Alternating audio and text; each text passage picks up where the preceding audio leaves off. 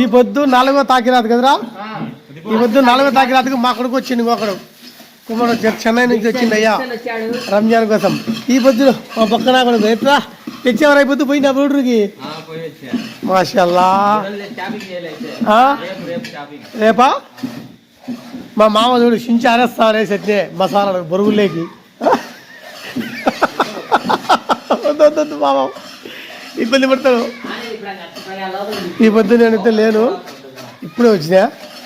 మా వాళ్ళంతా ఒక రౌండ్ అయిపోయి సెకండ్ రౌండ్కి ప్రిపేర్ చేస్తారు మా వాళ్ళు. రా కుమారా కొడుకు పక్కన కొడుకు ఎగురుతాడు. ఈ పొద్దు మా కొడుకు ఒకడు వచ్చింది కోవిడ్ చెన్నై నుంచి మాషలక్క. మరి మీ మా బామ్మర్తులు రంగా ఇద్దరు